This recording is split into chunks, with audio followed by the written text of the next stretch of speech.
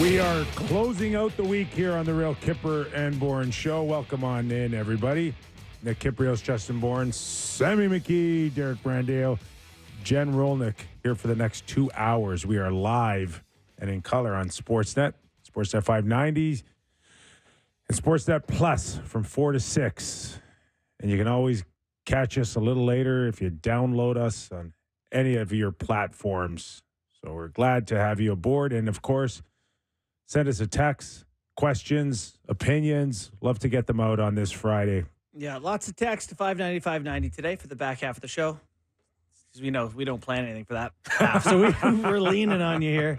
We swear Don't let us down. We swear we'll get to him this time. Yes, we'll do our best. Yeah. Well, where do we begin off the Toronto Maple Leafs and the Philadelphia Flyers? We're going to focus in on Austin Matthews. Was it 8-minute hat trick? Yeah. It's like 8-minute abs. It's 8-minute hat tricks now. We're going to talk about Austin being a terrific shooter for the next hour and not focus on a blown third period lead. How's that? We talked about it on Leafs Talk last night, but last night was the script night. Like, if you're going to write the script of a Leafs game, that's to make it the most believable. That is how you would write the script. That crappy start, right? Yeah. Crappy start. And then really bad start. Like, that first period was horrible. They're one of their stars, puts the team on the back, gives them a lead, soft play in the third period to blow the lead, then to go to overtime for the precious loser With point. Specifically Nylander scoring the winner. And then Nylander, who is dog-like for most of the evening, shoots it in the net. Fun fact, that's actually an AI-generated Leafs game. They had read all the Leafs scripts. We had a computer run that one. Yeah. So same idea. Is Sammy telling us the Leafs are unpredictably predictable? Is that what he's trying to say? Is it Romeo Crennel? They are who we thought they were? Is that the... I don't know. I guess the stars come back and the guys who played so great against the Blues just forget how to hockey again. I don't know. They are so unpredictable to me. Yeah, like you mentioned, that was a typical Leafs game, but yeah, you never know what you're going to get. We're past 50 games now. So is this it? Like, this is the way they're going to look? This is it? Is this now a feeling of, and I know at times you guys have kind of looked at me and go, playoffs are in jeopardy. I think St. Louis and Philadelphia have proven that they're not really in jeopardy of losing a playoff spot. Yeah. But they aren't exactly racing to earn respect in the Atlantic Division here. So this is shaping up for a wild card spot late season. I guess it depends how you look at it. You know, I'm asking you. I mean, if you look at the facts, Your Honor, they are, ahead of Tampa Bay in terms of winning percentage. So, they are probably trending towards the 3 seed if they continue on their current pace, and so does Tampa. They've won a couple of hockey games in a row. Like, there are the things you can squint and go, it's not that bad. But yeah, I mean, I watch them too, Kip. I don't watch that game last night and go, look out, like the Leafs.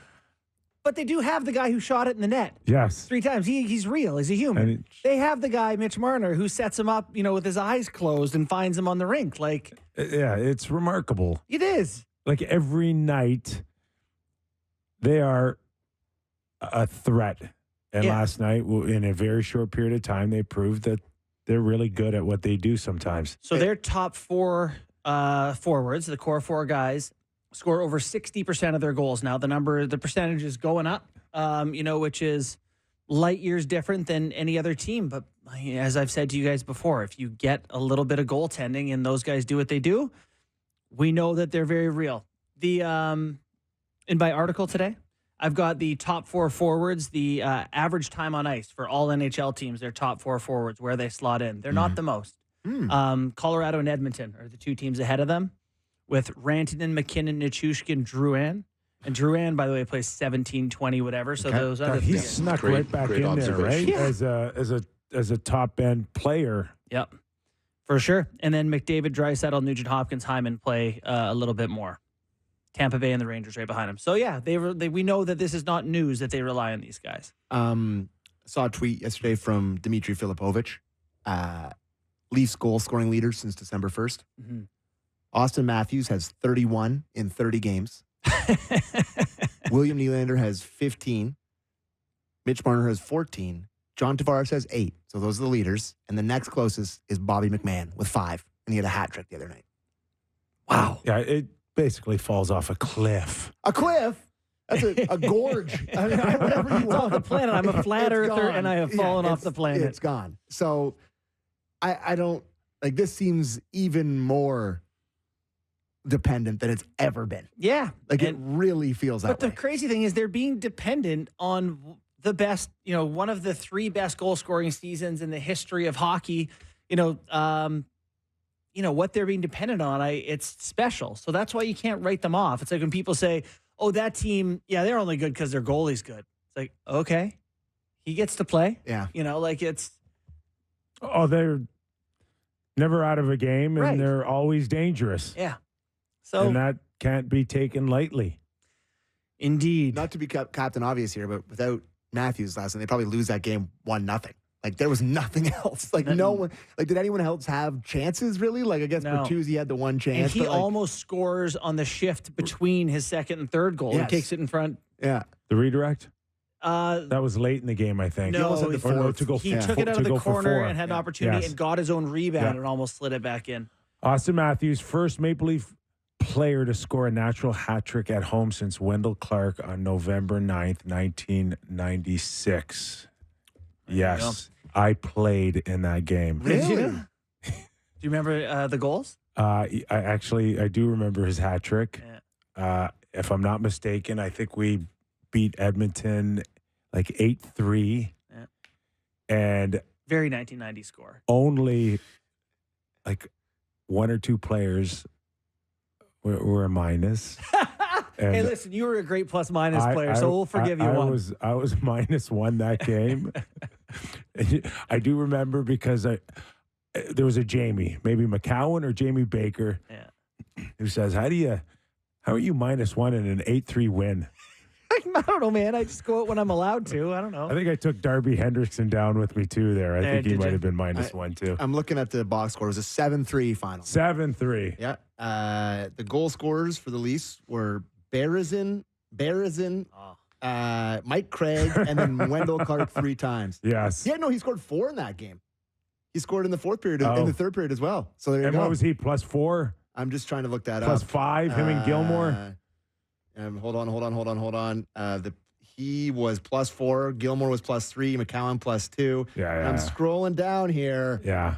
-1 for your Okay, get off that website. He owned up to it. And you're right. Darby Hendrickson as Get well off that was website. -1. What a My crazy centerman. thing! What a crazy thing to be like. Wendell Clark had a hat trick in '96, and Kip's memory to be like Darby Hendrickson was -1. Like of all things you can't remember, you remember Darby Hendrickson's plus minus. I remember getting my balls busted. That's what I remember out of that game. Yeah. So What a on game. this Matthews thing, to go back to Matthews, do you notice anything differently with the way he's scoring this year to find another level of goal scoring? The 40, 50-foot wrist shot that are beating goalies cleanly. Yeah. It's a sight to see. It is. So both those ones yesterday were glove side, right? That kind Yes. of mid to low glove. This year, in past years, he's shot low glove for 50% of his goals, 54, 47. This year it's 65. So he's shooting low glove from distance a lot. I looked into this today. Yeah.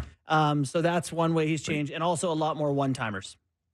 Oh, my God. That's all he wants. He just wants to fade off into the sunset. Just like anything in the offensive zone where he doesn't have the puck, he's got the windmill ready. This is the goal I put in my article, was the one where Marner against Ottawa, like there's all the chaos in front of the net, and he just drifts out to the spot, and he's like, over here. It's working to score goals, but every once in a while, don't you want to kind of disguise it a little bit if it does come to you that you might pass it? That's like the Ovi thing. It's like he's not if got- you shoot it in the right spot every He's got time. 5 hat tricks and 45 goals in 51 I'm going to games. critique his decision making. 5 hat tricks. It's February. He has 10% of his games. I don't want to come across like, a downer here, though. But Here we go. like, don't we want to see a more No. balanced attack. Oh, for the Leafs? Yes. Oh, of course. Yeah, I'd love the guys in the bottom six to shoot in the net once in a while. Absolutely, Kip. But if this guy's got shot on his mind all the time, is it eventually going to catch up here? I didn't against the Flyers. The thing that but can Austin just sit there in the offensive zone with the stick halfway up? Kip, it's a conversation we've had before where it's like, I don't even know what he should do. Not shoot in the net 3 times? I don't have the answer. Yeah. I'm just saying, though, how long can you keep going where it's just the Austin Matthews show?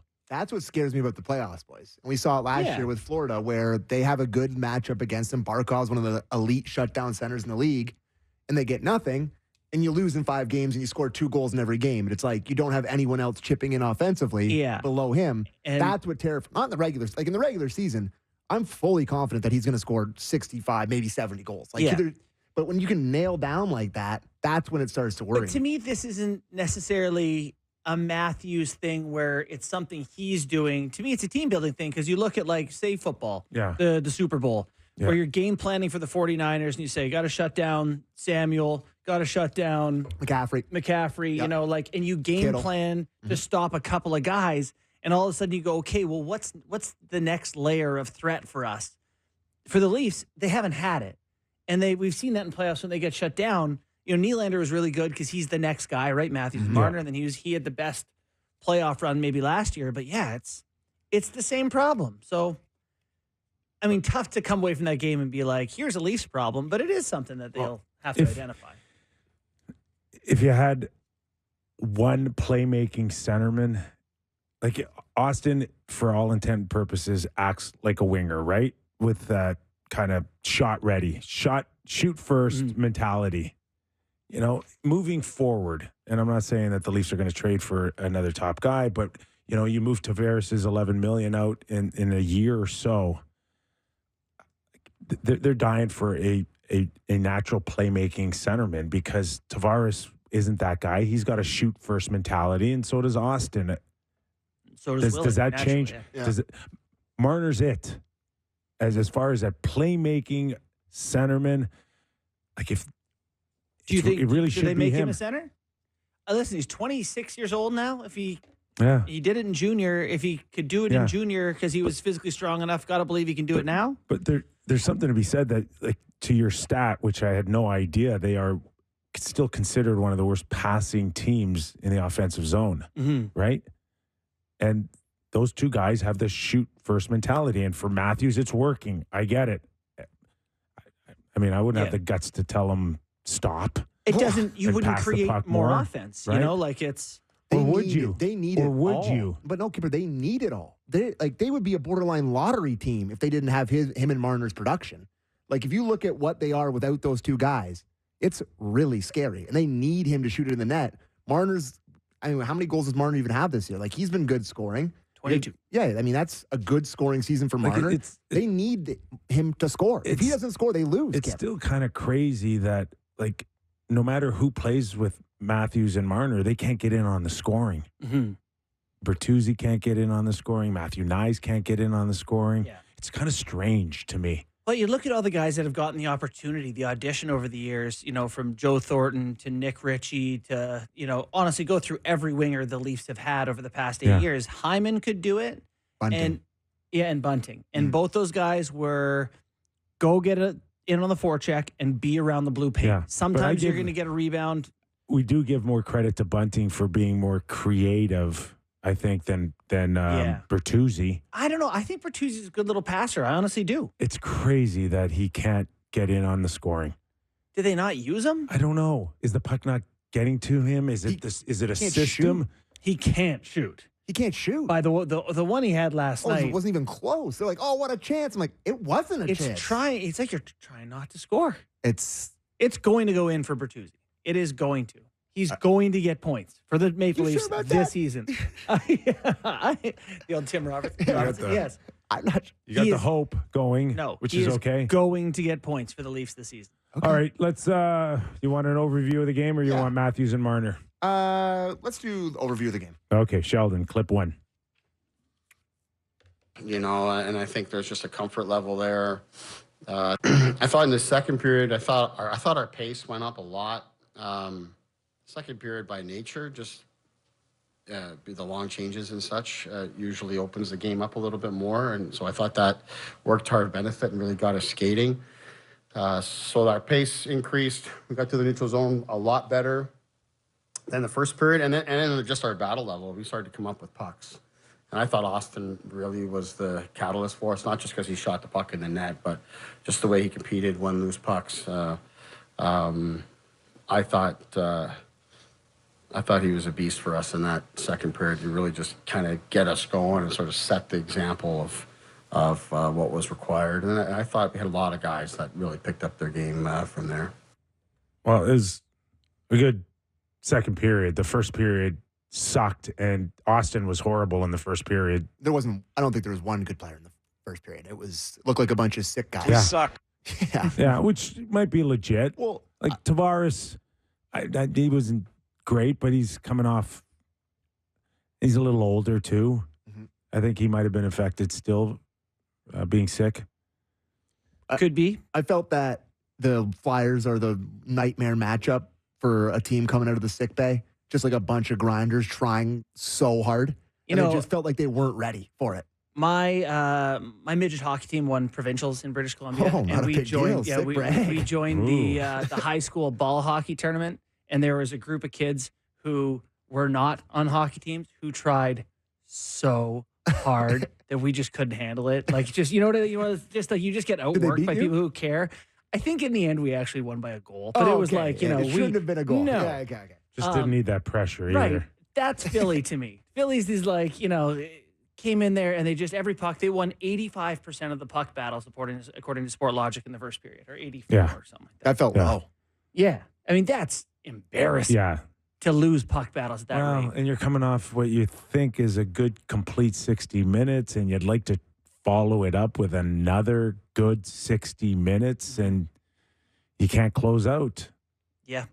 No, it's tough for them to have the complete games. What did you think of the penalties in the third period that ended up giving up the goals? Listen, as far as Gregor's roughing penalty against Sanheim, been in a few of those positions where it's like you're both kind of going at it. You think that maybe you could pull both of us off the ice there, but he did get the last cuff that drove his head a little bit back there. Yeah. And that, unfortunately, I think you want him engaged. You want him kind I thought it of was bad greasing luck. it up. I can kind of live with that. But you shouldn't put yourself in that spot. In a playoff, you got to be ultimate discipline there. Yeah. But There's nothing to be you gained hope for from. a kill. Yeah. And I think they did get the kill on that one. Did they not? And then just moments Right later, after they Yeah. came Yeah. in. Yeah. So Then Bertuzzi, did he get benched after he pulled down? I didn't see him after that, but it was pretty late in the game. yeah. I mean, what would you consider that? Just a lazy stick or bad luck? Yeah, I guess it's one of those move your feet, and if you're that far away, don't be swinging at him anyway. One of those things. But again, I didn't think it was that bad. I didn't think it was overly egregious, a borderline call. I just think the optics of it are awful. Yeah. For a guy that's making $5.5 million that hasn't scored in 2 months, and Yeah. you take an offensive zone penalty. Up down- 3-2 in the down, third. Yeah, up one with 5 minutes left in the third period. Yeah, Tough sell for the coach, I would say. for sure. So, yeah, some frustrating moments there coming down the stretch. Can I ask you just about what you saw from the Flyers in terms of a team that's just feels like they're that's what an incredibly well-coached team looks like to me, where it's like they're getting the most out of a lot of guys. Like that team, you look down the lineup, and we talked a lot about them yesterday. It's like they're getting the most out of a lot of guys that aren't really great NHLers. They're good, solid. Yeah. But it's just like Ryan Paling and Noah Cates and Lawton and Zamula and Delorier. organized, disciplined, getting the most out of guys, good penalty kill. Their power play is not good, but their penalty kill is pretty good. Like it feels like that's what Yeah. a well-coached team looks like And- to me. Again, going back to that first, the most dangerous shorthanded team. Mhm. Can't take gambles, right? Yeah. Can't take gambles. Max Domi got caught. Got caught. Yeah. Gio got caught. Lilligren had guys behind him multiple times. I know the coach liked him last night, right? We have a comment to that effect. Like he had 2 assists, but I thought, again, I don't see it. Guys get behind him, and he doesn't win puck battles, and he frustrates me. Yeah, he was just a lucky stick tap away from Konechny having a wide open breakaway with 25 seconds left. Right, on the offside call at 30 seconds. Yeah. Well, anyway, Keith liked him, I think. Why don't we listen to clip 3 on Timothy Liljegren? We had to use Lily a lot tonight, and we leaned on him a lot just because, the nature of the spot he was playing in and how the game was going. And we put him on the first unit power play today, so that right away ups his minutes. Probably got too high, quite honestly, into that third period, and I thought maybe started to see some effects of that. But I thought he did a nice job for us. So he did well on the power play, and at 5-on-5, I thought it's a good step for him for sure. There you go, Timothy Liljegren. How much upside is there between now and the end of the year for Liljegren? How much better can he get? It would all have to be on the offensive side, I think, right? Because he's never been a great defensive player. We've had good offensive games, so maybe he has a little bit more to go and a couple assists maybe help him out there. But a lot of 3-on-3 in the playoffs could help him, I think. Yeah. Do we see a lot of 3-on-3? Not so much. I mean, people were skated right up the middle of an empty ice and made a simple pass to a Nylander who shot in the net. It was a good play, but people were acting like he was looking like Paul Coffey. It wasn't that. It was a pretty simple play. Yeah, fair enough. Anyways. Speaking of Bertuzzi in the left side, Matthew Nyes. Mm-hmm. Again, good player, tremendous upside. Made a horrible play along the boards that came back to bite them. Stuff that you'd almost expect a 21-year-old college rookie to make, which is fine, right? In the big picture, right? Learning experience, first time in the league. But do you want to keep putting himself in that position where, or do you back off him a little bit? Do you just start him on the third or fourth line in the next game and just let him breathe a little bit? Because that's what I see as a guy that gets a little overwhelmed sometimes. And, that chip that you think you're going to beat your defender and go down on a rush, that ain't happening. Yeah, what were they, in up February 3-2 and at the March. time or something like that, and he tried to poke it and Yes. go? So they're up 3-1. So, that's what led to the goal to make it 3-2. And so the commentary in the broadcast was that he needs to go through the defenseman there, like try to chip it and then go through the D or whatever. But to me, Or just stop. To me, you got to make sure it's out. Listen, what you got to make sure is that you don't get beat. Yeah. Right? And if you watch him, it's the big 6-foot pass and then the big swooping turnaround, not a stop and start. You're not Nylander. You don't get Willie's grace. Exactly. You're acting like Willie a little bit on some of those plays. Yes. That's a stop and start. Stop and start. Yeah. And in a perfect world, you don't let the puck get behind you, right? You stop, and if it chips in, you make sure you've eliminated at least one player. Right? The trade-off is, okay, I may be out of the play, but so is the guy beside me. Yeah, and if the puck's out, everyone's happy with you, right? We're up a goal. You got the puck out of our D zone. Let's set up our structure. And you're okay with anything behind you if you know that you have at least one man, that it should be a 4-on-4 scenario behind you. It's just Kip right now, just looking at daily faceoffs lines, like Tavares, Nylander, Holmberg is a line because of the left wing position. Like Bertuzzi, we just talked about, guys got no points in 100 games. That's roughly. So, he's playing third line. Approximately. Nyes is the guy you're talking about. Can he handle the minutes with Matthews and Marner? We're out of guys, Kip. Gregor, we're out of guys. I know. McMahon? I don't know. I don't know, rotate them? I don't know. Yeah. Get the buzzer that we all had at House League, and then just and then one left winger comes on, and the next one goes on. It is a problem. It's crazy though, because I think when we started the show, we talked about much better. How much stronger the left side was. Yeah, that was like a big talking point for us because last year Kyper beat that to death, which was right because he talked about how bad it was, and then it's just kind of we're right back in the same spot. Last year it was Bunting, Mikheyev, Kerfoot. Not McKay. It's Mikheyev. No, Mikheyev was a Canuck last year. Bunting, Kerfoot. Anyway, I can't. Oh, Zach Aston Reese was involved at some point. Do we have Abe Kubel? Yeah, there was. Needless to say, it wasn't pretty. Yeah, but You know what keeps kind of looking pretty is Benoit, like running people over. He absolutely crunched York. York is a game time decision, I think, for the Flyers next game. He's not feeling great after that hit. He didn't want to fight. Does it seem like I don't know that some guys can't just take a hit anymore? Like, I know that was a solid hit. Yeah. But just seems like guys get hurt from those type of hits more I think so because than there's we've so much seen in the less that past. just no one's braced for impact. That ever. might be it. Yeah. Yeah, that might be it. But God, he used to take a lot of those hits. I definitely did. Yeah. Yeah. Keep bouncing back And up. You kind of have to. Don't miss a shift. Don't miss a game. Yeah, maybe just not as prepared. But Benoit, he does goes through the motions with Delorier, who is the most seasoned NHL fighter in the league. Yeah. And He's the type of guy you can smell coming, Delorier. Yeah. You just Well- look at him, look at that gear. Delorier looks He's- very comfortable in a fight. Yeah. He's at And home. did you see any hesitation from Delorier? He knew exactly what he wanted to do. Yeah. No hesitation, no waiting for other guys to come in. He just,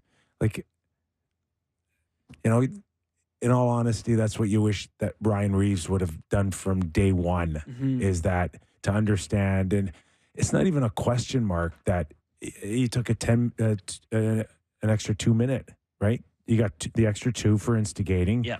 But it's like, it's a stupid rule. We don't like it, but we're going to live with it. But this still needs to get done. And that's a Tortorella team. Our own regular contributor, Mike Fuda, loves Delorier. Part of his falling out with Carolina, I think, is because he really wanted to get to Carolina for a team like that. But the guy kills penalties and does what you're talking about, where he's very comfortable answering the bell for people like that. And, you can use him. He's 6'3", 220, but he plays. Yeah.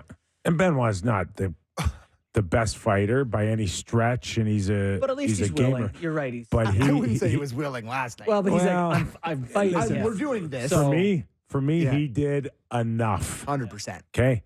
And you cannot let a guy like Delorier keep you from making that check again.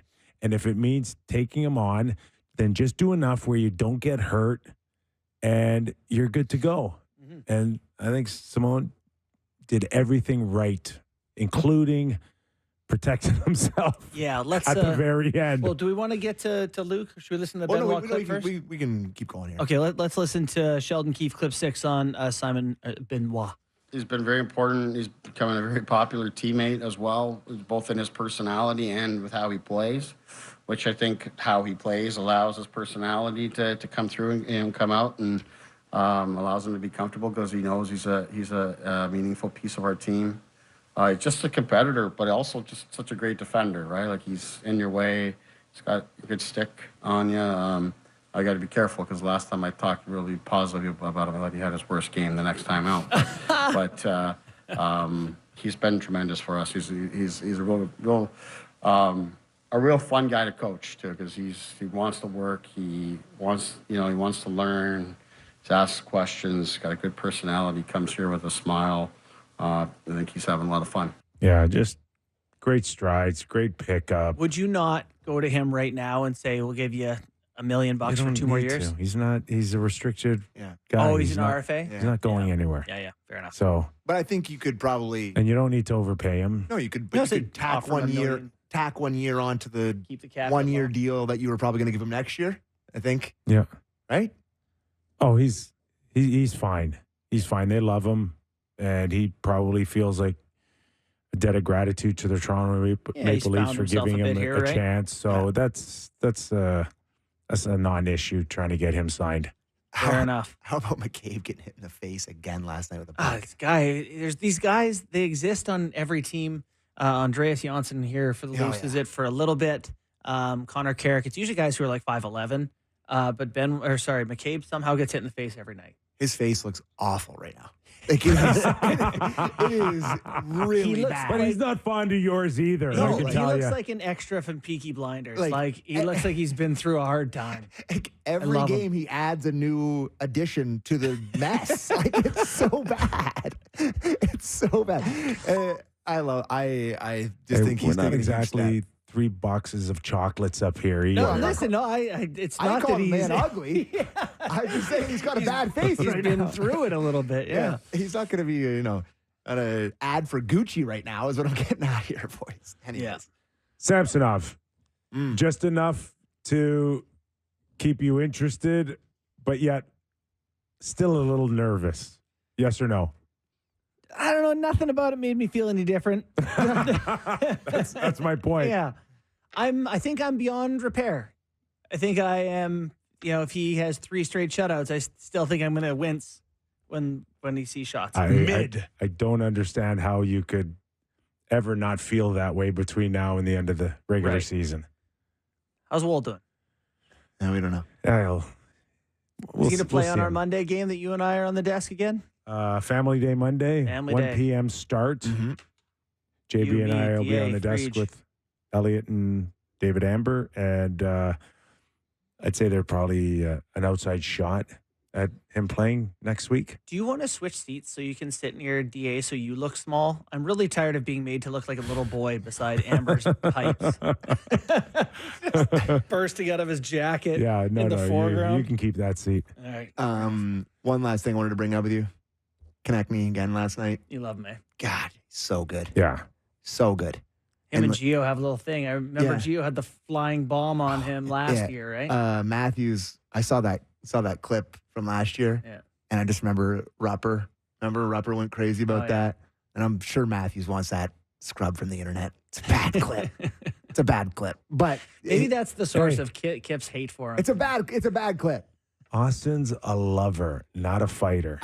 When I saw that clip, all the takes and feelings came rushing back over. Oh no! I moved on from this. Need therapy. Yeah, it was bad, but no. Connecting, he hooks Gio in the where, and then gets into it with him, screaming at him the whole time. Scores a game-tying goal, heart and soul. We don't care about Sheldon Keefe's comments on the OT period, right? At the end of the day, why do you feel that's important? It's interesting. Because we whined about the 3-on-3 and how they screwed it up for however long. Yeah. And then we got past that. Okay. He's praising your boy Mitch, so maybe we can play it. All right. Let her rip. Clip 5. I'm in. The way Austin and Mitch took care of the puck, got a line change with possession, allowed fresh guys to go out and play against tired people to allow us to win the game. And in overtime, those were subtle little plays that I don't think they'll get credit for a point on it, but that's a big moment in the game too. Just despite the fact they shot the puck in the net a lot as a tandem, that decision to give up on the play and get fresh people out there, so we're playing fresher than the opponent. That was a really big moment in that overtime. Let us win the game. There you go. 50-plus games, and we've learned how to line change. Yeah. That's what I heard there. 16, I knew you'd love that. And they're fresh. Did get an assist from the bench on that, so that it did work out for everyone. They got a touch on it, and they got a fresh change. Yeah. They got it figured out. Yeah. Did you see there's a That's clip special. going around Jacques Martin talking to the Senators guys about their line changes? He was mic'd up, or someone was mic'd up, and just talking about, hey, we're trying to do 20 to 30 seconds. We're trying to put your line mates in a good position. It's so funny. When players are young and in the NHL, they still need that coaching, that junior hockey. I don't The recall. National Hockey League. Yeah, well, first of all, I don't even recall any of the superstars that I ever played with in my career sucking up 2-minute shifts. Well, I mean, there was power just play. one Alex Kovalev shift that lasted 13 minutes, but besides that one, it wasn't a huge concern like it is now. And I'm just is it just a pure selfishness? Is it them resting while they're on the ice that they feel like they could now exert another 30 seconds because they have been cruising a little bit out there? I don't know where it's coming from. Is it maybe that Bobby McMahon is the leading goal scorer since December? He's other than the Big Four. I do think it's also part of an analytics thing where it's your good players, even tired, are more useful than your not good players fresh. And they know that. And the good ones know that. Yeah. Okay. Well, or at least if they don't know it, they think it anyway. It's a cookie night. It's a cookie night. All right, let's go to break. Okay, we're going to take a quick break. When we come back, we'll join up with our very own Sportsnet.ca writer, Luke Fox. That and more when Real Kyper and Bourne return. Welcome back into the Real Kyper and Bourne show. Let's go to Luke Fox now, writer for Sportsnet.ca. He's at the game last night. Luke, let me ask you something. Last night's performance, Austin Matthews, Mitch Marner, no secondary scoring. Like, you could take a dozen of your stories from earlier this year and just put today's date on it, and nobody would really know the difference, right? It's kind of a classic Leaf game. You know, that they don't really deserve it, but they've paid these guys, these game breakers, so handsomely, and they tend to deliver on nights like this. Like, that first period, my goodness, were they getting outworked? Like, I don't know if they won one board battle. Like, and it felt like getting across the center line was an achievement. They were in disarray. The Flyers wanted it more. They were more structured, more organized, hungrier. And then the shorthanded goal was an absolute disaster. And then a guy like Austin Matthews just throws on a cape, 3 goals in under 8 minutes, and just a phenomenal performance. And the thing is, all 3 of his shots were from distance, and they all beat him clean. Like, just what a treat, right? To have a guy like that can break a game open and save a really mediocre to poor performance on the whole. Yeah, it really, as we were saying on the show off the top, like, they do have those guys. That is part of what makes them still a threat in any playoff series. How do you feel heading towards the trade deadline 3 weeks out? What sort of level of change needs to happen for you to feel like they're, 50-50 chance of winning round 1 against a team like Boston or Tampa or even Florida? Well, I don't know about Florida, but I leave Florida out of what I just said. I think they could have a chance against Boston or Tampa. What I think is, and you don't want to play with fire, but I think their best option might be to go through the wild card and go through the Metro. I think they match up better against those teams, to be honest. But that's pretty tricky, trying to slip into the wild card. You want to be feeling good and getting points. I don't feel like they're one Chris Tanev away. I honestly feel like they need 2 defensemen, and I think they need a third-line center. I question their depth at a lot of positions. And then the goaltending, you're just crossing your fingers that Joseph Woll comes back healthy. And they seem to be taking the right approach there. But it's not like past years where it felt like they were 1 or 2 pieces away. It feels like they might be 3 or more. So then the big question, and it's why Trey Living is getting paid very handsomely, is he has to decide whether the pieces that are out there are worth his very limited capital in terms of draft picks and prospects. Because right now the prices are high. If someone was willing to pay a first for Tanev, it would probably already be done. So it feels like a bit of a game of chicken. And I really think if there's a way, he needs to find a Jake McCabe deal, a haggle deal, someone that has a little bit of term if he's going to spend a first.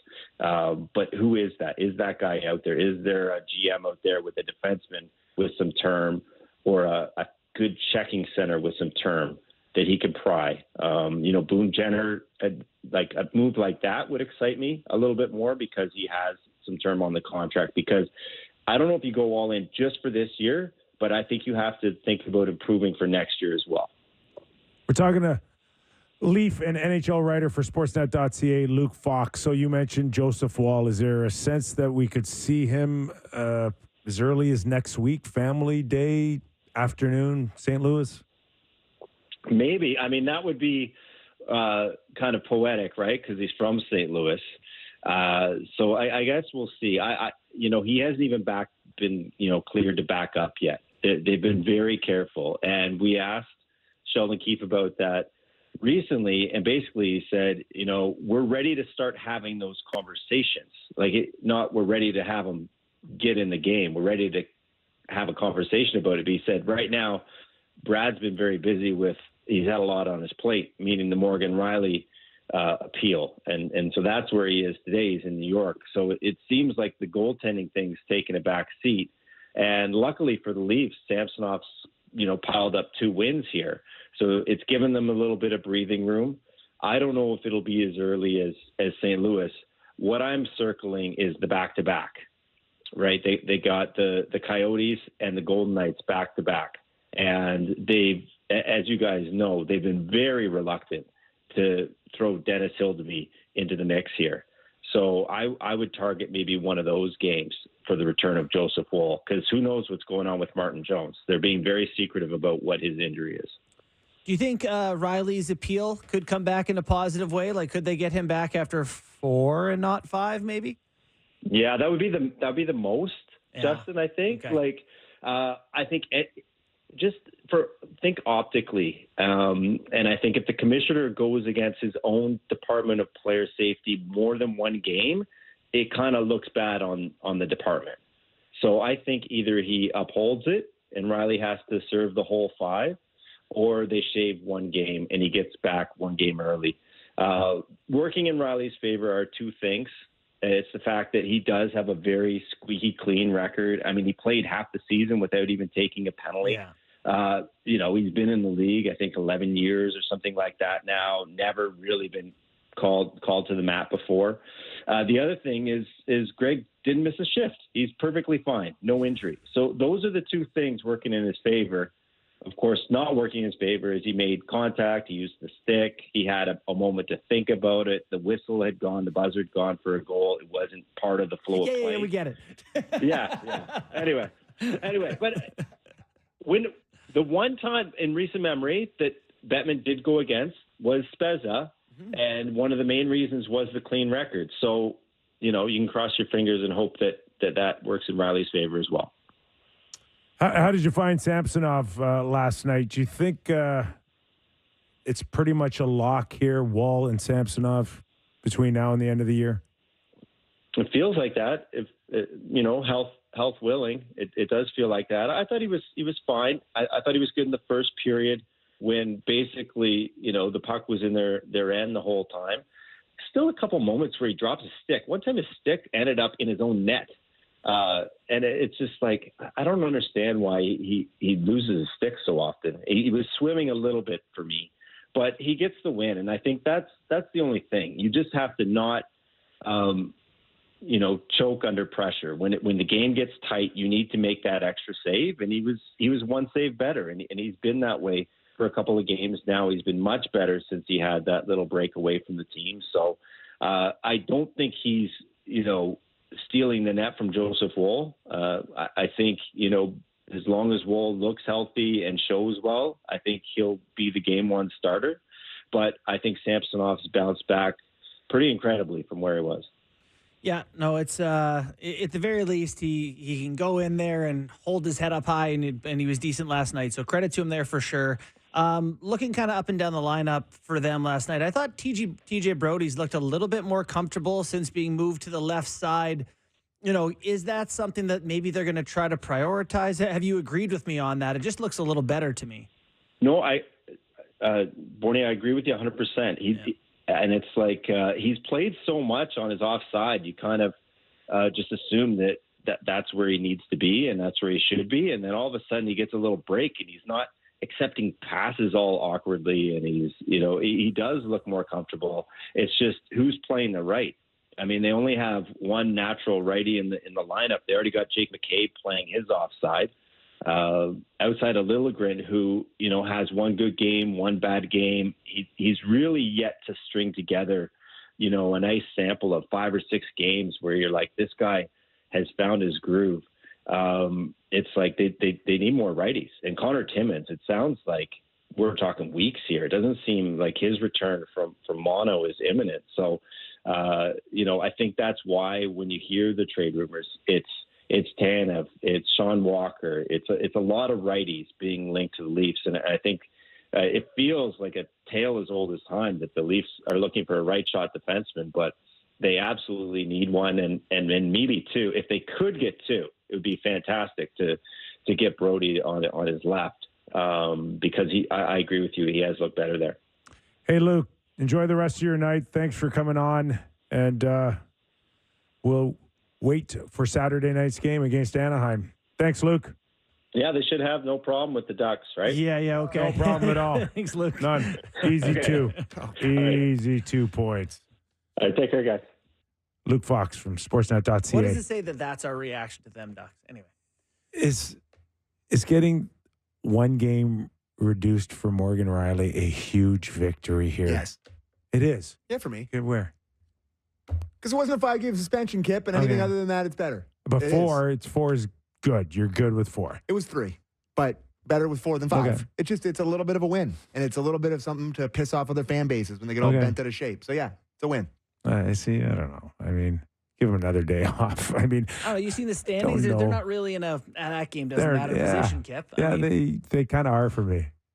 buddy, they're within I a think, point of being I think up their or down. their best shot right now is a wild card situation. Well, no argument there, but that doesn't mean you try Well, to not win. You don't I'm not middle, saying you that you can't don't middle win, it, but you can't be like, we you won't got- win this one. right now, if it stands as is, he's going back in against Arizona, correct? St. Louis, Philly, Anaheim, St. Louis. Oh, he misses Arizona. He comes back for Vegas. Yeah, that's a good game for bring him back. Yeah, it would be nice. Nice to get him back for Vegas. That's in Vegas, right? They play in Vegas, and then right away they play back here. Is that I think it's less about earning another game and more about, I think, just getting Gary to admit that his department was wrong. Maybe is that the case? Is that what? You are nailing it, buddy. Yeah. That's bang Okay. on. They're wrong. All right, that makes sense to me. They're wrong. And I'm petty. And I've had to hear everybody yell about how the Leafs aren't tough, and finally they do something tough, and it's like, oh, you're gone 5 games. Anyways, I got to read for thank Commissioner Gary Batman and on Tuesday, February 20th, Scotiabank Arena will celebrate its 25th anniversary. It'll be opening its doors to the community by offering the opportunity to skate on the Leafs home ice and shoot around in the Raptors' private in-venue practice court. For this occasion, we are offering 2 passes to this limited time event. To enter, listen daily to Real Kyper and Bourne for the code word, then text the code word to 590-590. Today's code word is Toronto. Text Toronto to 590-590 right now. These are getting tougher. For your chance to win. Today was the last code word, and if you do not win with us, passes are available at scotiabankarena.com/25th anniversary. Today's code word is, Kyper, What was it Brampton. again? Mississauga. it's Toronto. Toronto. Is the Gosh, code word, I got it boys. already. The code word. All right, great job. Thank you. Thank you. I get the sense that offers are in for Chris Tanev. Yeah. And I think Everyone submit your Calgary's final offers. I don't know. No, not final, but they're sitting. Calgary's sitting on a ton of offers, and my understanding is that the Leafs have one of them in there. Would he have? I don't know if it would include a first rounder or not. That remains to be seen. But Tanev could find himself a new team by next week. Is there a chance that they've seen the offers and now it's a matter of Tanev talking to those teams about an extension before anything happens? Excellent point by you. And there's no question that some teams, whoever has offers for him, they have him as rentals or re-signing him, which changes the dynamics of everything. But I told you guys that this guy, he's in a position to ask for $5 million next year. Just scares you a little. You don't want to get the tail end of a Warriors career because you respect him to death, but you just can't do it forever. What do you think, Sammy? He could help right now, boy. Oh, yeah. Wouldn't you love to see him with Morgan Riley? Actually, might play with TJ Brody. Go Flame. That's if TJ's not part of the package. Yeah, maybe. You got to unload a little bit, right? Yeah, we'll see what happens, boys. Okay, our thanks to Luke Fox from Sportsnet.ca for joining us. Plenty more still to come on the Real Kyper and Bourne Show as we go national next. Don't go away. We're back after these words. Welcome back into the Real Kyper and Bourne Show. This is our national edition of our show, and we are live on Sportsnet 650 in Vancouver, and Sportsnet 960 in Calgary. This hour, Real Kyper and Bourne, brought to you by Bet365. Nick Kypreos, Justin Bourne, Sammy McKee for the next hour. And as always, text us at 590-590. We'll get your questions, comments, whether or not we like JB's sweater, anything. I don't. What do you think? It's a little aggressive, right? I don't mind it. Yeah. I mean, it's good for you. What's that mean? What's that? What's that mean? It's good for him. Yeah. I'm not sure I could pull it off. Well, I'm not sure myself. I for wear what the it's same worth. 6 shirts in rotation. So The reversible is Yeah, wearing them no, just- inside out. I got 6 shirts, boys. I wear them. They look great. Thank you. You're welcome. Thank you. Busy night in the National Hockey League last night. Oh, they're going to say tonight. No, tonight Quiet just the one. one game. Yeah. What? And why one game only? I don't know. Friday night. Carolina Strange. and Arizona. Great Tune in, everyone. Very excited. Yeah. Last night, the one that stuck out for me was a 6-3 loss to San Jose for the Calgary Flames. Unbelievable. Did they win 4 in a row on a tough road trip? And they come home and I'm just wondering where they are emotionally as a club when I think you've given over the last 50 plus games enough of a reason to tell your management team, come on, we can make the playoffs here, or we're close, or we're like, and then the feedback you keep getting is, no, we're selling, and we came this close to trading your number one goalie, and it didn't happen. But there's a sense that Jacob Markstrom is going to try to win a Stanley Cup somewhere else. you mentioned in your article you think they could circle back on that at the end, and it I still do. could happen. Yeah, I do. And I know there's a few reports. I think Frank Cervelli. Cervelli from Daily Faceoff mentioned that maybe it was coming down to keeping or retaining money. And I think Calgary would be crazy to do that. It's not like he's making $8 or $9 million. $6. Do you want a guy who's one of the better goalies in the league or not? Yes. Yeah. Exactly. But you can't blame New Jersey for trying, I guess. Yeah, I can see them bailing But the last I minute. just, I got to think it's got to be tiresome, being in a position of, Who's no gonna- matter how hard we push here, we're just not going to be taken seriously as a team that can stick together right now and try to get in. Yeah, I will say both playoff races are fascinating this year. The Flames find themselves 5 points out of the last wild card spot. But last night you said 6-3. Thought for sure you were going to be talking about St. Louis over Edmonton. The Oilers, it's funny. They've won 16 in a row this year, and they won 8 in a row this year. And, they're third in their division. And the Blues are the Kings are 3 points behind them. Like, they're still in. I'm not worried about the Oilers. The Oilers are going to finish, But in that middle game likely. But It does give you a sense, though, how hard it is for clubs that are behind the 8 ball to climb. yeah, And this is still with the results of a 17-game winning streak. yeah. Like, that's crazy. Oh, I know. That you don't have that comfort zone right now still. It was Although you 16 do. It was 16. So games. going They for failed to tie 17. the record, yeah. They're just another winning streak. That's right. So you could put 16 of a consistent 2 points and still not be overly comfortable, is Yeah. my point. None of the chasing teams in the West are great. Like Nashville and Seattle are the 2 teams that are closest to the wild card spot. Neither of them are overly threatening. The Wild can be decent, maybe. Yeah. So, like, those teams are all probably okay, but it is fascinating to watch. But yeah, there's a big win by the Blues for them. Keeps them in the thick. In a few minutes, we're going to welcome in Jason Bukala. He's been on the show before. I absolutely love his stuff, just in terms of value assessment. He's as good as anyone that's out there. He's with the Pro Hockey Group, and we'll have him join us in a few minutes. Yeah, hear his Let's not latest talk article. Leafs. What's that? Let's not talk Leafs with them. We're going to Makes me have to. Ranking the top 32 prospects for the draft, how the Edmonton Oilers should approach the trade deadline, revisiting the Philip Hronik trade and his evolution of the Canucks, and how will NHL teams value the 2024 draft picks, first overall picks, or first round picks at the trade deadline.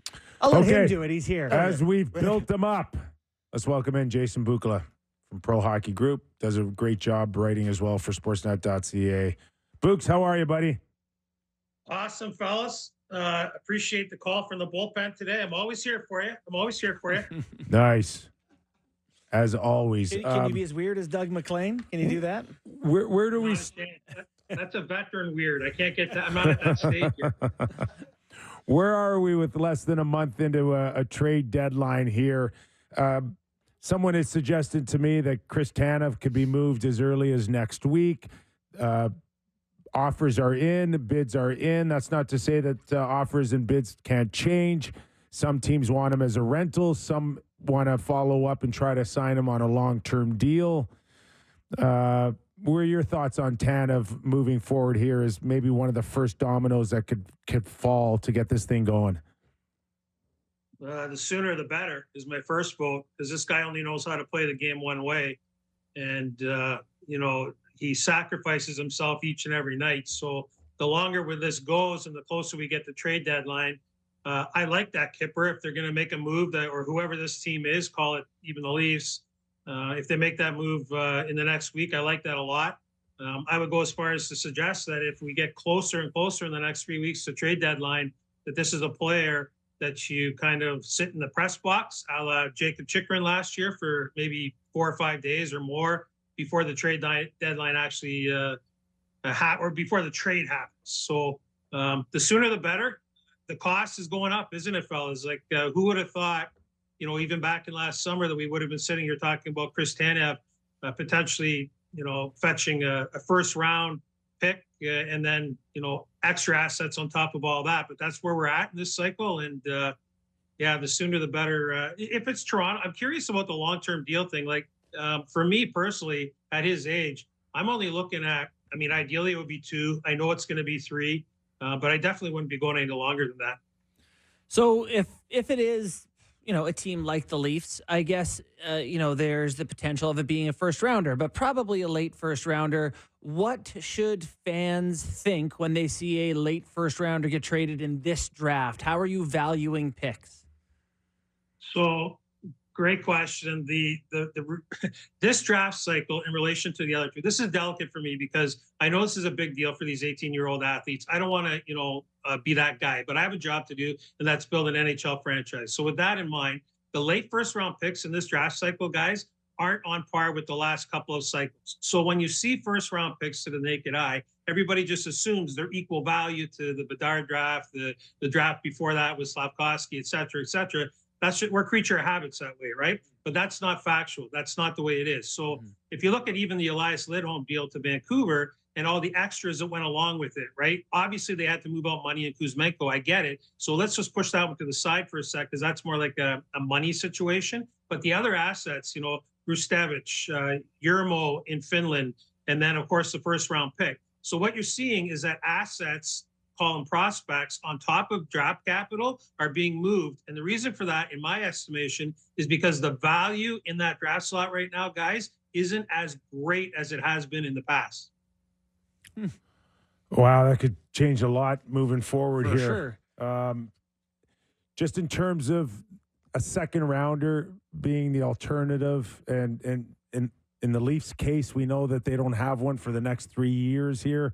How devastating is that for a guy like Brad Treliving moving forward to try to maneuver something? Tree's in the worst possible position out of a lot of these teams. So, the first round pick for the Leafs, let's just say it lands at, for argument's sake, 22. Let's just throw that out there.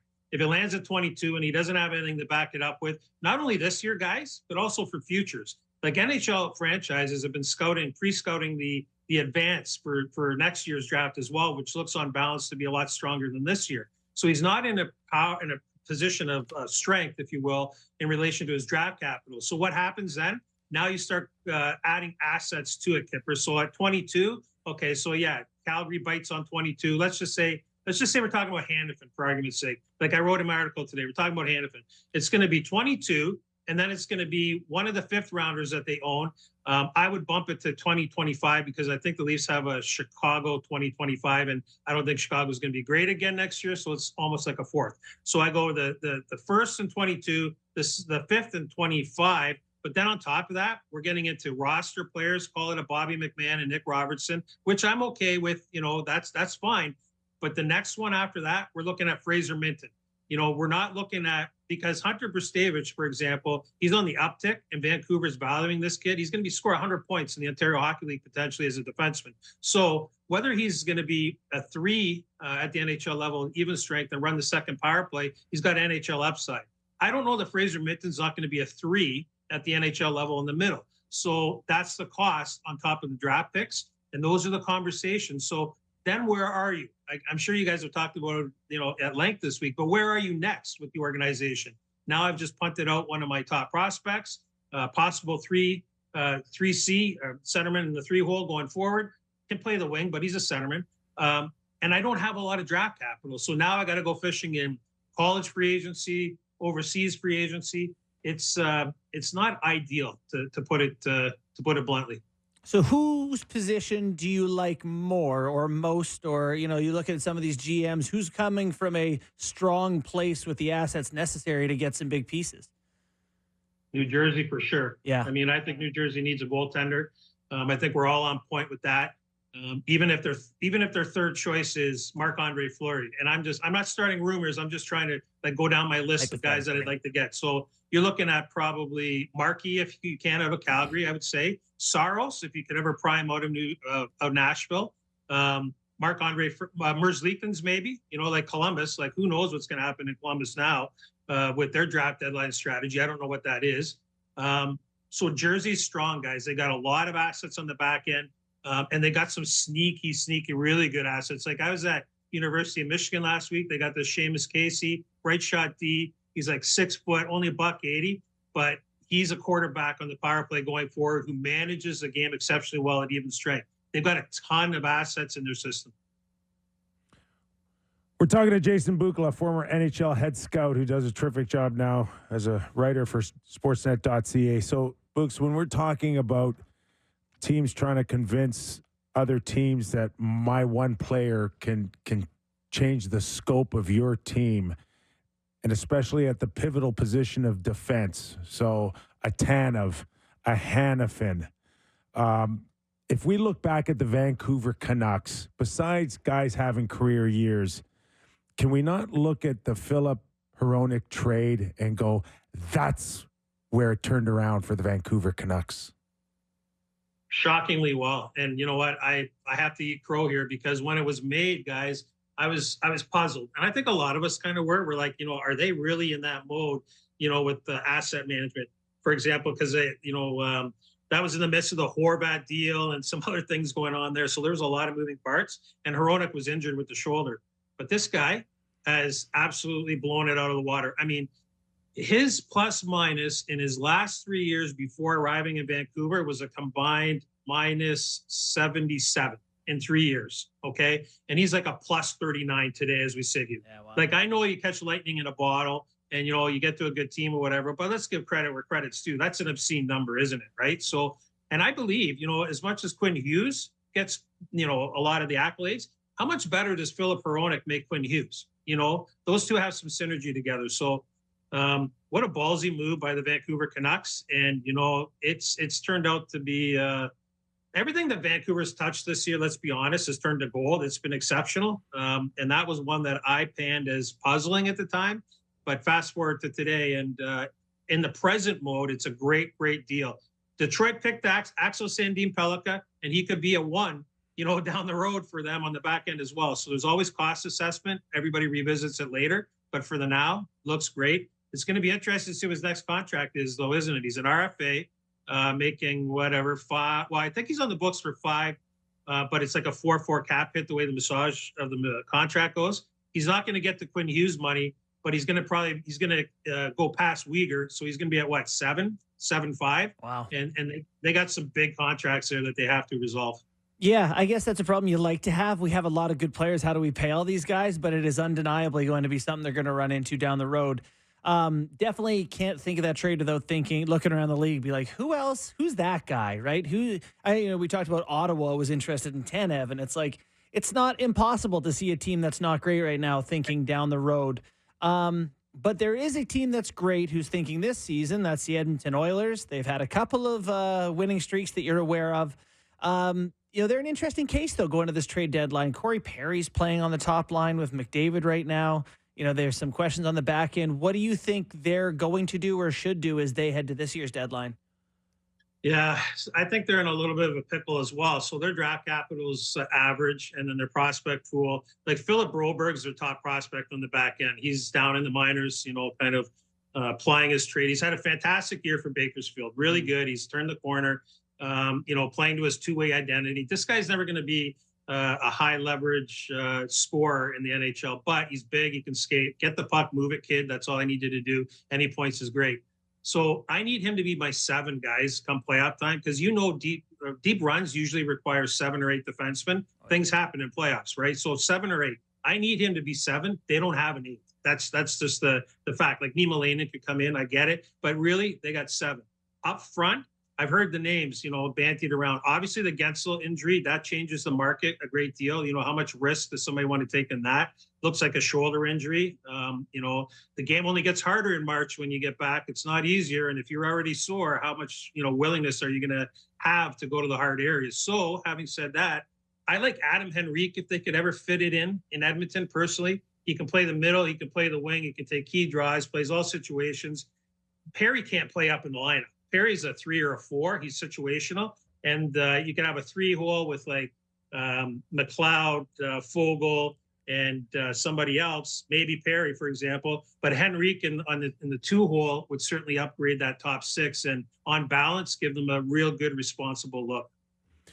Hey, Books, if teams aren't that hot on the draft, a deep draft here, where do they go with college free agents or international free agents? Who's the Russian kid that a dozen teams are chasing right now? Yeah, the Maxim Siplikov playing at Dynamo Moscow. So, I saw this name coming on the radar pretty early in the season. I started to do some homework. And obviously I have no skin in the game now, guys, so I can freewheel this conversation as much as I want. Here's the thing. This guy is a 6'3", 190-pound winger. He's on an expiring deal in Russia. All these teams have interest in him. 31 goals. He's like 31-19, whatever he is. Plays all situations over there. I'm calling him average plus for pace. They don't really push themselves a lot in the KHL. It's not a burner league all the time, and there's not a lot of bump. So he's going to have to adjust when he gets over here. But it would be a 1-year deal, so the risk is low. Here's the thing.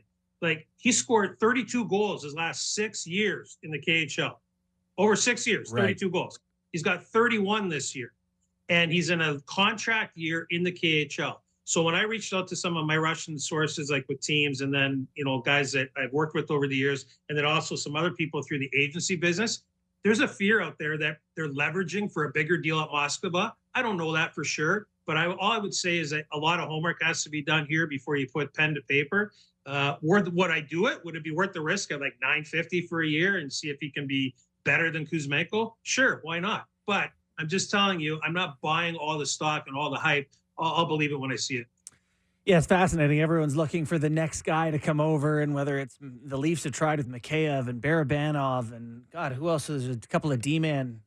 What was the Zaitsev, but he still plays. There's one with the last name with an O. They had a whole bunch anyway. Ozhiganov. Thank you. Curious to see if they keep looking.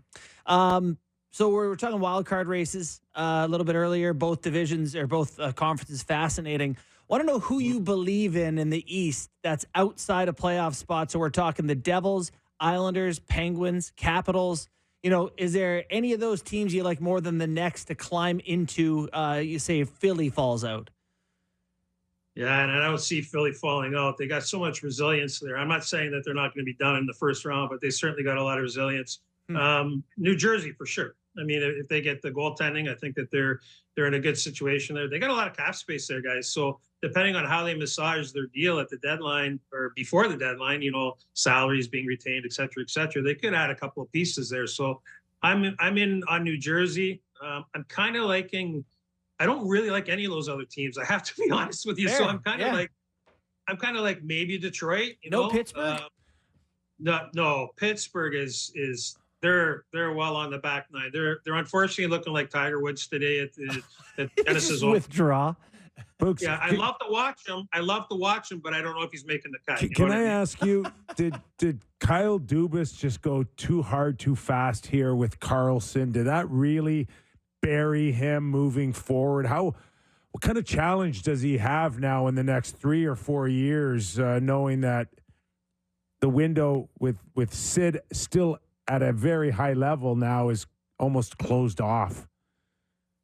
Well, the problem with Sid is that everything around him is kind of crumbling, isn't it? Like there isn't enough continuity amongst the rest of the group. So yeah, he's still playing at a high level, but this is the tail end of sort of a dynasty. I mean, in and out dynasty, I guess we could call it. You know, like the ebbs and flows. But this draft board, the draft capital in Pittsburgh, is very similar to Toronto, and their prospect pool is nothing to run around the block about. So I personally didn't understand the Carlson acquisition at the beginning, especially if you can have a healthy Letang. I just thought it might get in the way.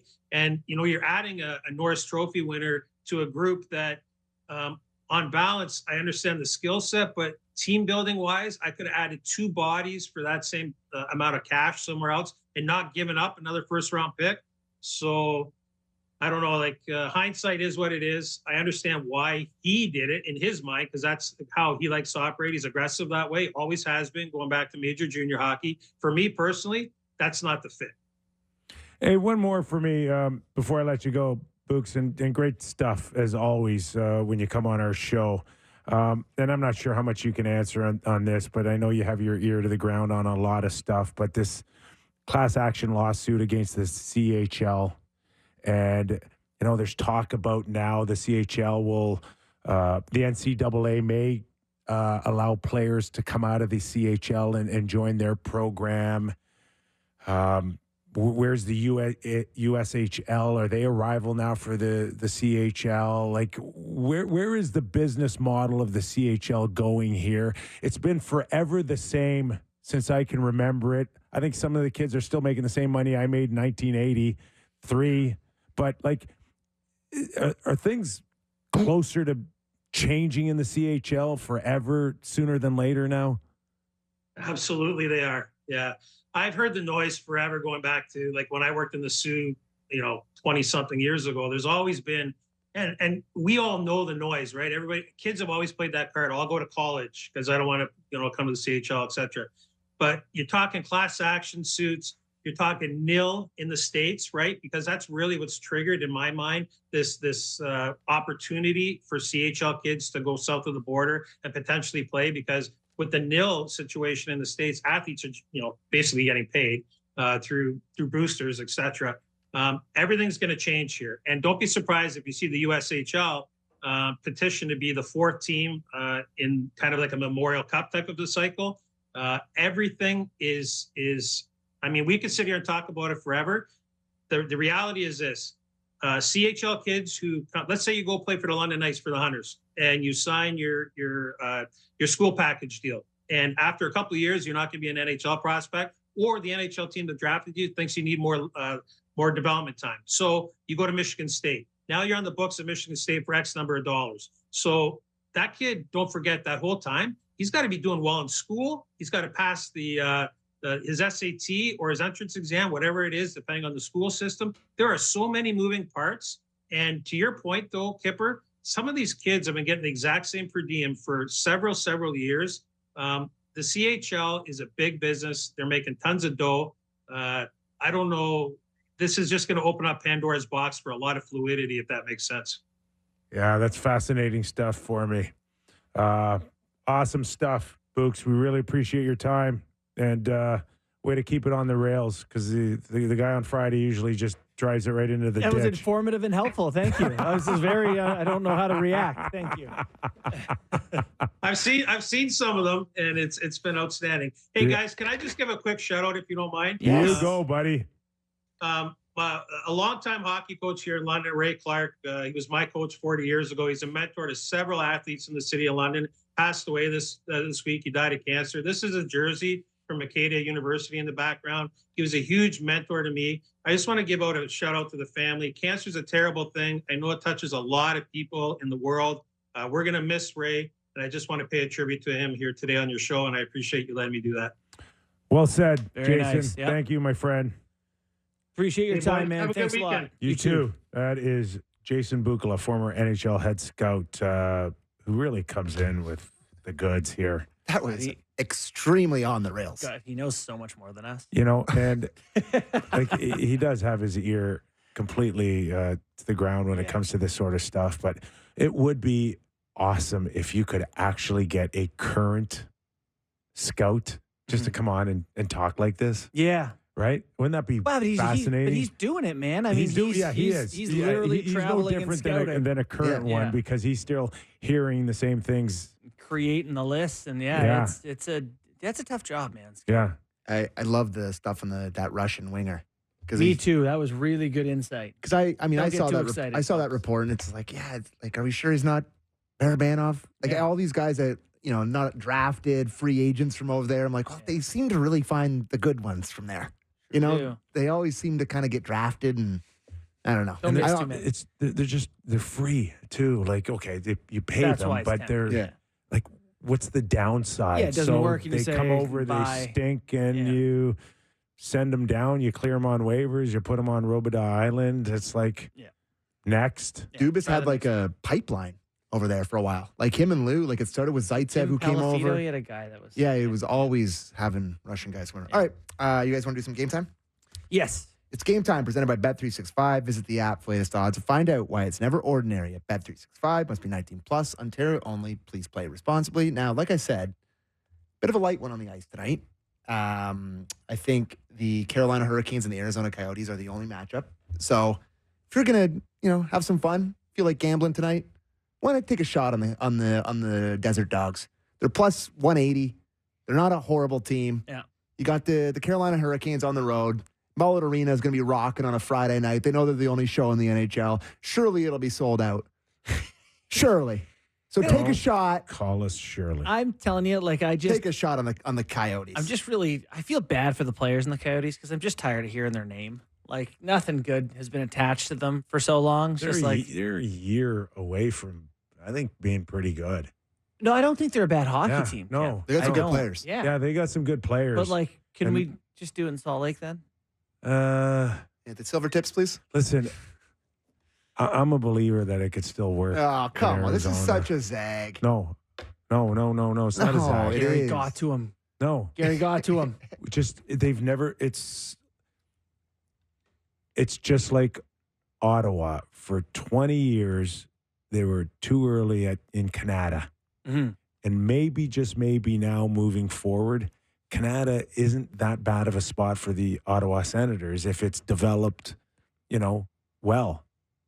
My feeling is Arizona's still a good market. You just got to put the stinking rink in Scottsdale. That's the place to be. Yeah, no kidding. Right outside Blondie's, boys. That'd be a great spot for the rink. Why is that so hard? Just find an owner, find a chunk of land, Got an owner. and build There a is no rink. land. They don't want one. Okay, Gary. What's going No, I on want over one. here? Listen, I lived at Chandler Tempe. I lived right on the border of where Yeah. the university was in Chandler, and I would drive to Glendale. It sucked. Sucks You get driving- stuck in the driving police brutal. traffic, Anywhere. hour and a half. If you want to have beers, you can't drive back on the roads. You can't. No experience Yeah. at all whatsoever. It hasn't been given a fair chance. But they don't have a dirt or a shovel in the dirt. They don't have a potential lot. They don't have Just find nothing. Find an owner that can do it, though. Well, this guy can do it. Marula. No, he can't do it. Wait, He's- doesn't he have the money? I don't know. Does he not? Ask him. What is he looking around and someone else is going to see land? I don't He doesn't. know. I don't know. He wants to build another rink for free, I guess. Well, that I'm opposed to as well. having said all that, I like the dogs tonight. Sorry. The Desert Off the rails. Dogs. I'm not going to howl in the mic. And the other one you were talking about was Austin Matthews' Hart. Mm-hmm. He is plus 1,400 to win the Hart Trophy. McKinnon's a huge favorite, clearly. But 70 goals is a pretty big statement towards being the league's most valuable player, is it not? Well, on a bad team Listen, or a mediocre team. Yeah. I mean, they'd be screwed. He is the most important player to his team. They would be screwed without him. I think it's the Toronto media. Us? Yeah. That They're not pushing Austin as an MVP this year. Therefore, Really? he doesn't get the clout. Think about it. The guy scores 62. He was less on a historic pace as he is now, and he won it 2 years ago. Mm-hmm. So tell me how Austin can win it on a pace that's less than now, and he won it by a wide margin. Well, And he's not even in the top 3 right now or top 4. no one had It's hit the Toronto 60. media. Well, maybe it is for sure. But no one had hit 60 the year he was chasing 60 in a long time. And it was a big story. Can we get a player back to this milestone? He hit it, and everyone was like, oh, my God. And then McDavid went out and covered his eyes and scored 64. And everyone so did Pasta. Yeah. And everyone, 2 guys did it. Right. So now it's who like, are the favorites? The favorite is McKinnon. McKinnon? McKinnon is minus And then 125. McDavid? Kucherov second, plus 250. McDavid plus 350. Okay. Pasternak 12-1. Matthews 14-1. Sorry, go ahead. I was just going to say, No. the year that Austin won the MVP, McDavid had, 40 points more than him? I don't know. Yeah, something ridiculous. He had a lot more points. A lot more But it points. was a narrative-driven award. But the majority of the voters come from Toronto anyway. So if they're not driving it, if they're not driving that, and this year they're not driving it. But what has changed? So that year, Matthews also got a bunch of Selke votes. Like his defensive numbers, he led the league in block shots, I think. Like he had a ton of takeaways. And He's still McDavid up there in didn't. block shots, is he not this year? He's actually having a great defensive year again. But McDavid is also having a great year. Like an elite defensive year for, I don't know, the way first less time in his points. career. Yeah. With way less points. Right. But because he's still going to be a top few guy in points, and now he's adding this defensive element, to me, it just feels like everyone agrees McDavid's the best player in the league. McKinnon is owed one and is the most important part of his team, maybe. So Matthews feels, and Quinn Hughes is doing what he's doing. And Can I ask you guys a hypothetical about Austin Matthews quickly before we go to a break? let's have it. If, say it's game 82, Mhm. Leafs are solidly in a playoff position.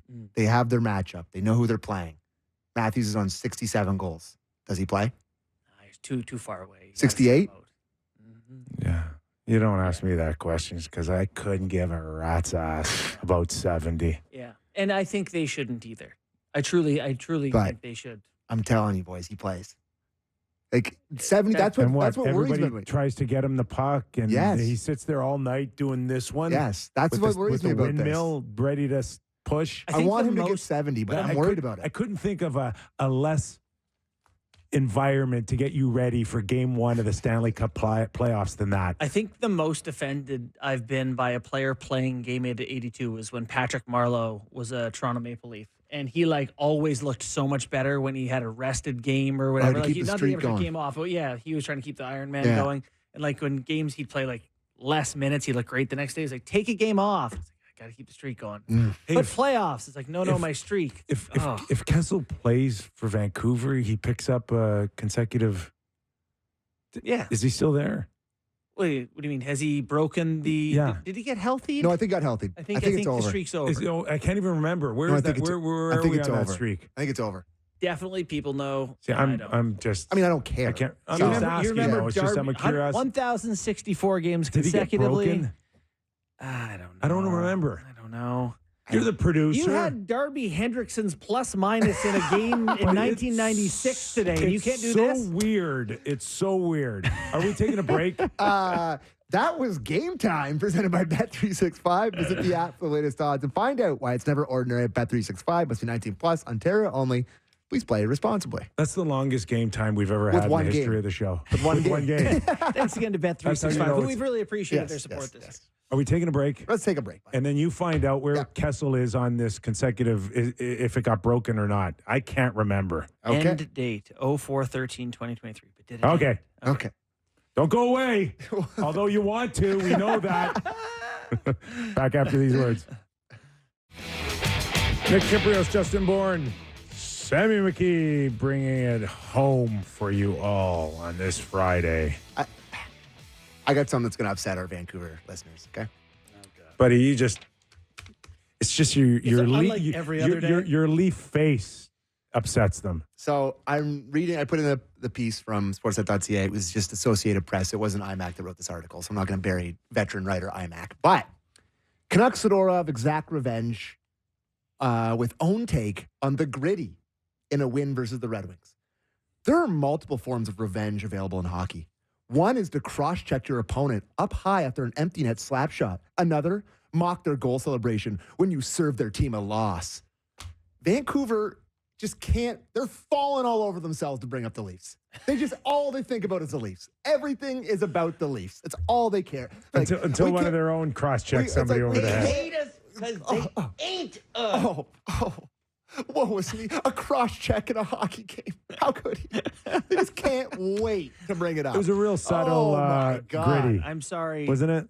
About Sam. I'm guys. not. I just. Sorry to It's Vancouver like, that this holy Are you okay? guys. You feel better? Your team is first place in the literal NHL. Number one, best team in the league. And in the first line of your team's victory over the team that you just had a gritty incident with, you bring up the Toronto Maple Leafs in the Pretty first relevant. line.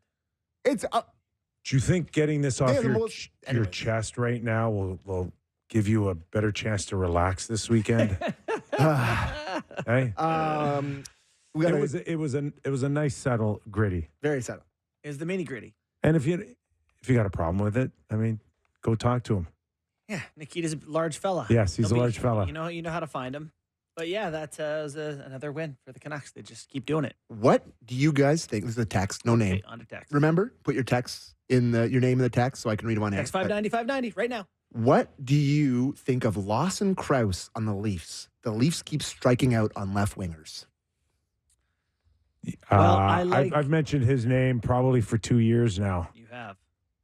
and the answer is yes for any team going after a guy like this. 20 goals and 30 But points in he 50 is- games. 6'4", 215. Oh my God. 6'4", 215, with a very friendly contract still, if I'm not mistaken. Oh man, you have to trade your whole team to get him. He's 4-3 until 26, They're 27. not there. That's starting with your pretty much your top 2 blue chip prospect, and that's not going to happen. God, I don't know. Get a cost-controlled guy like that for years of these guys' Would you trade prime. Nyes if you're the Leafs? Would you trade Matthew Nyes for him right now? Yeah. Don't you think And Nyes is Malkin. going to be him plus? Less sure. Yeah, certainly less sure, but was that yeah, sure, or yes, sir? I'll do it all day. Okay. Do it all day. Krause, I don't think is going anywhere with Okay. Arizona. So Do you know that Arizona has 1 billion draft picks? You Oh probably yeah, did know they that. are. well, Like, do they even want more picks? How they need 2 farm teams? I got to think between Arizona, LA, and New Jersey, you're talking about teams that are really in a good position to improve dramatically here, depending how aggressive you want to get to try to win now. In the next 3 years, they have 10 second-round picks. 10 second-round picks in the next 3 years. Can one fall off a truck and Yeah. land in the Leafs Right. backyard? Second round Yeah, picks. 10, and 7/3. So they have 17 picks in the next 3 years Like- in just those 2 rounds. I look at their roster and I look at their picks. Like, this is a really valuable team for Salt Lake City to get. Like, they are, like, you are potentially getting them at the point Alex they're about- Kerfoot can be yours. where they're about to be really good. Like, they, you know, Oh, relax. no, listen. Really good. If you get a new owner, for example, right? New owner syndrome, Yeah. where it's like, we're going to trade some of these picks. We're going to get my guy in here. We're going to Okay. get aggressive. We're not, Okay. you're not like, they're a good, what are they? They're in a playoff spot right now or close to one, aren't they? They've fallen out of a playoff spot. But they've been decent Yes. this year. You go to a new place, new owner, they start trading some of those picks, bringing in real guys around them. Like, to me, it's a valuable team. Anyways. So Yeah, cap We've got- space and a ton we've of got- picks. That helps.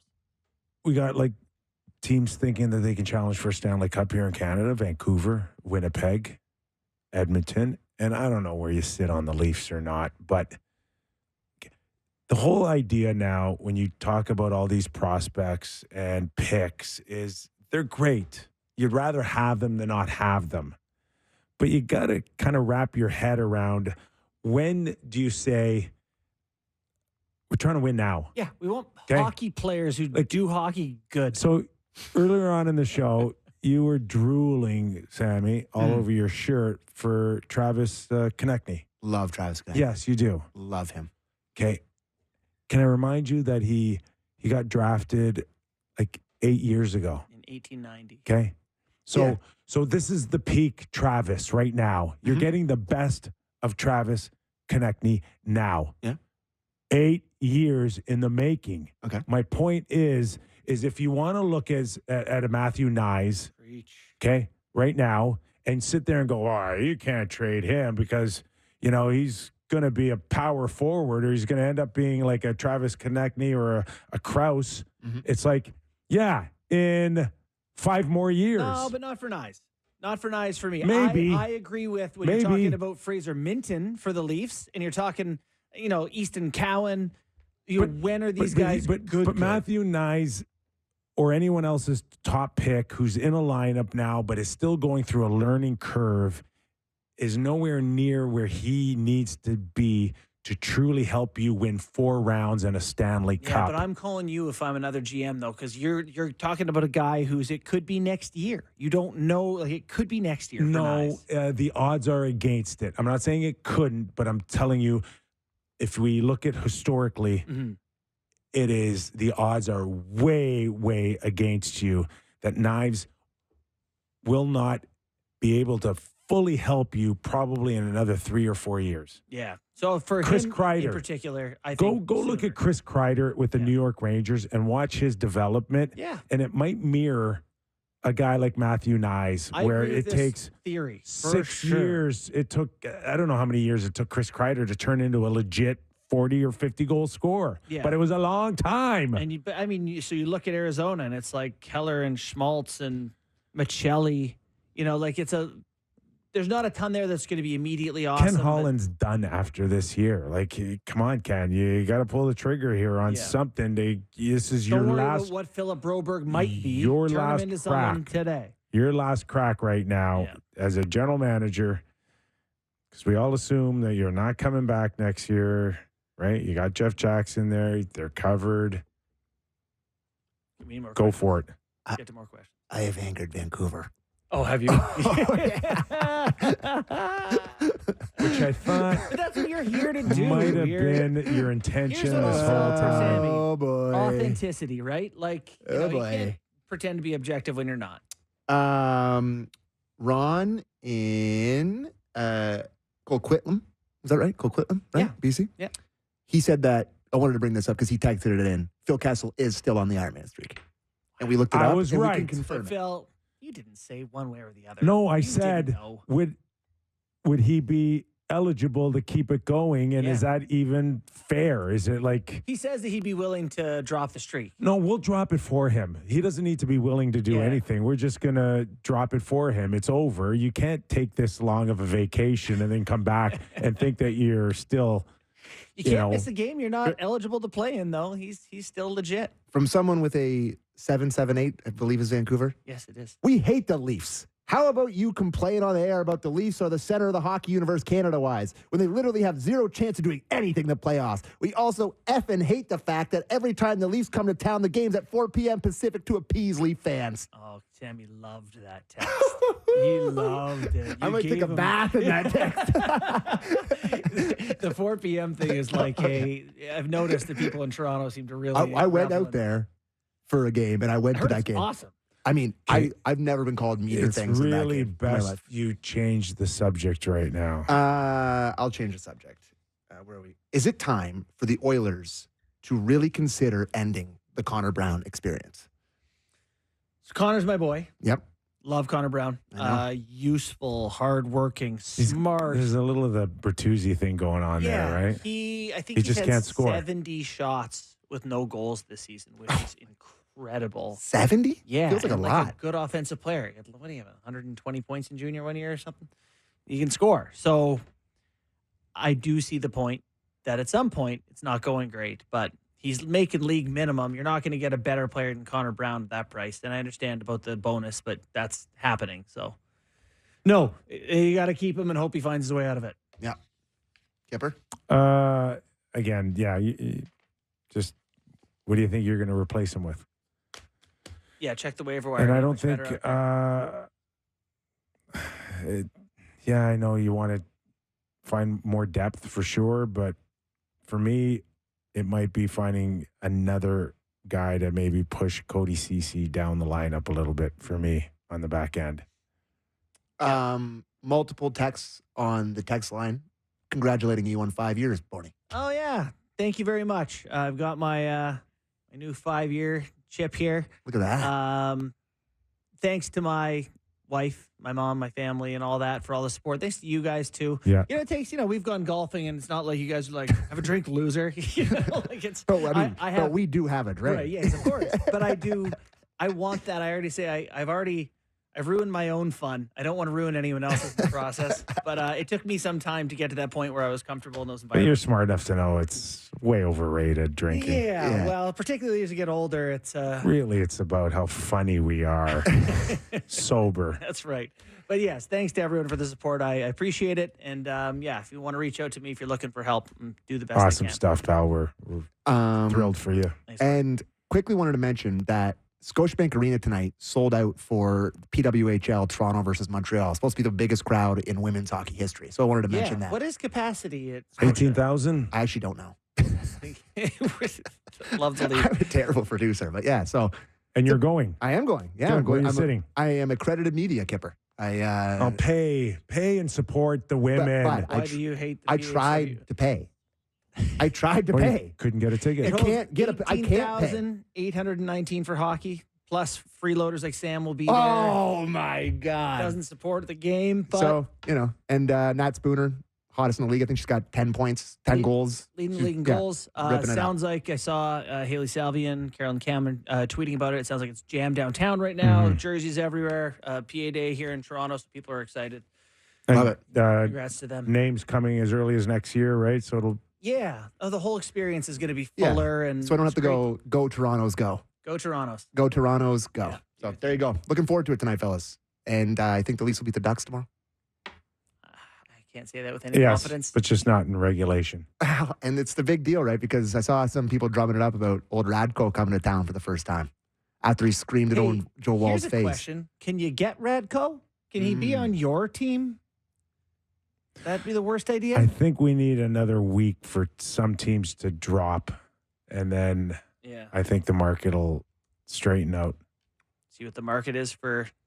I mean, Someone like didn't he Gudas? sign a 4-year contract? He signed one of those. I'm gonna get my money. I don't really care. Like been in the league as a depth guy, paying my dues. I'm gonna get paid now. So yeah, 3 years, 3 point. $4 million per.